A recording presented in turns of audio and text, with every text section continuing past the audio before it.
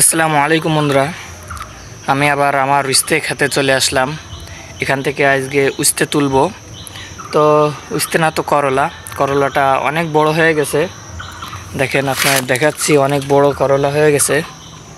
এই জন্য তুলবো, কারণ এখান থেকে কেউ ছিঁড়েও নিয়ে যেতে পারে, কারণ এখানে ফাঁকা বাড়ি, ভূতের বাসা, এখানে কেউ আসে না। এই জন্য যে কোনো সময় এটা ছিঁড়ে নিয়ে যেতে পারে। তো মাশাআল্লাহ, করলা গাছ কিন্তু অনেক অনেক সুন্দর হয়েছে। এখানে এখনও পর্যন্ত কোনো সার দিইনি।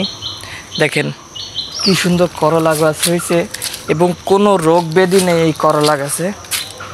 তো প্রচুর করলা হচ্ছে। তো দেখেন কি অবস্থা, এই দেখেন করলা গাছ কি সুন্দর মোটা মোটা হয়েছে। তো পুরো পুরো জাপটায় যাচ্ছে, বান ছ্যাও হয়ে গেছিলো। এই জন্য আমি এখানে একটা কাঠি দিয়ে দিছি, কারণ বানটা অনেক নর্মাল হয়ে গেছে। তো বন্ধুরা, এখানে শসা গাছ আছে, তো দুইটা শসা হয়েছে। এই একটা দেখেন কি অবস্থা।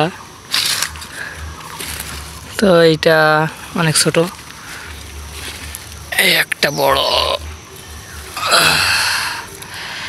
যাক, মাশাআল্লাহ এটা বড় হয়েছে। তো কালকে দুইটা পেড়ে খাইছিলাম, তো এই জন্য আর দুইটা থুয়ে দিয়েছিলাম, এই দুইটা বাসায় নিয়ে যাব।